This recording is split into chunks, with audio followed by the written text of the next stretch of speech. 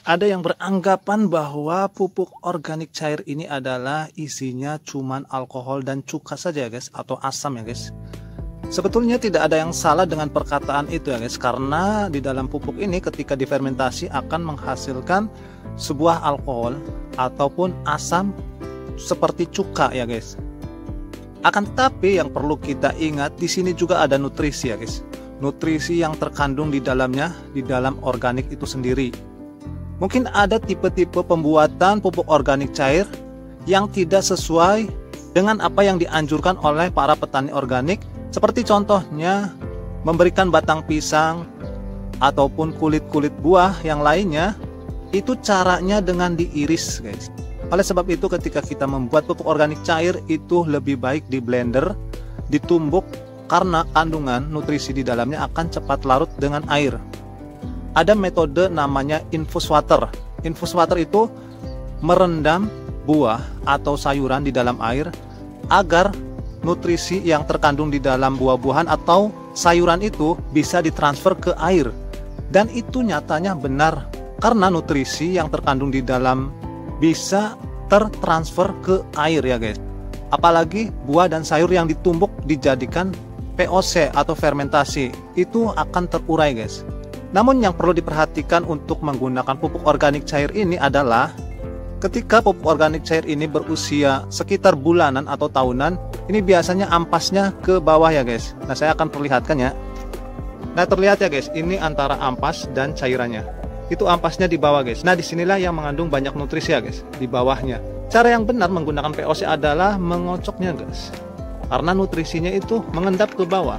Kenapa saya selalu menganjurkan ketika menggunakan pupuk organik cair itu kita mengocoknya guys. Nah, mungkin ada yang sebagian orang menggunakan pupuk organik cair itu di dalamnya buah-buahan atau sayuran yang kita fermentasi itu tidak hancur. Kesalahannya adalah mereka menggunakan pisau untuk mengiris-ngiris. Jadi tidak ditumbuk atau tidak di blender ya guys. Kalau di blender dan ditumbuk seperti ini akan menjadi hancur seperti itu. Nah, saya akan buktikan ya guys. Ini adalah organik cair yang sudah lama ya guys.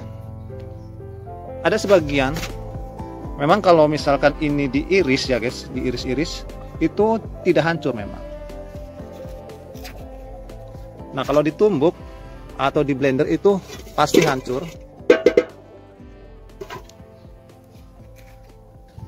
Tuh guys, saya perlihatkan, itu ampasnya dia campur dengan airnya guys, sehingga tidak ada ampasnya guys.